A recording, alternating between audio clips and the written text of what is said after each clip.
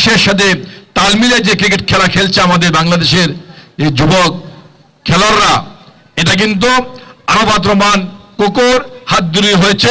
Arafat Rahman cocoa কিন্তু একজন cricket player ছিলেন, তিনি একটি ক্রিকেট ক্লাবের নেতৃত্ব দিয়েছিলেন।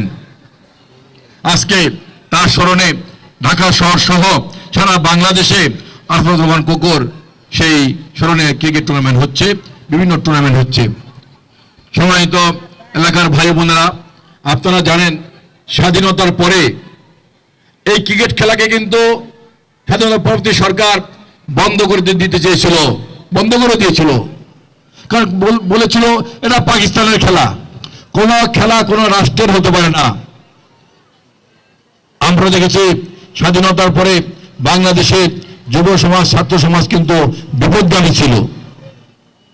স্বাধীনতার পরে বাংলাদেশের যুব সমাজ, ছাত্র সমাজ সারা বাংলাদেশে ছিনতাই, ডাকাতি, রাহাজানি, নারী ধর্ষণ সহ বিভিন্ন অপকর্মের সাথে সম্পৃক্ত ছিল।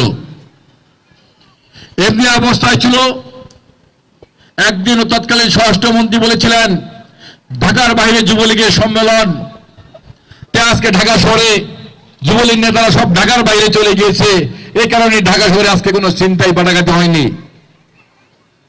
লজ্জা লাগে, রাষ্ট্রের স্বরাষ্ট্রমন্ত্রী সেই রাষ্ট্রের যে দলের যুবলীগের নেতারা ঢাকার বাইরে যাওয়াতে ঢাকা শহরে কোনো ছিনতাই ডাকাতি হয়নি, একথা প্রকাশ্যে বলেছিলেন।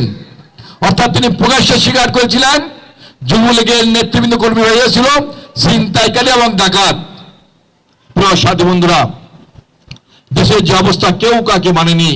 যুব সমাজ ব্যাংক ডাকাতি, শেখ মুজিবের পুত্র শেখ কামালের নেতৃত্বে বিভিন্ন জায়গায় ডাকাতি, এমনকি বাংলাদেশ ব্যাংক পর্যন্ত তারা ডাকাতি করতে গিয়েছিল। প্রিয় সাথী বন্ধুরা, এমনি এক অবস্থায় দেশের যখন করুণ অবস্থা হয়ে পড়ল,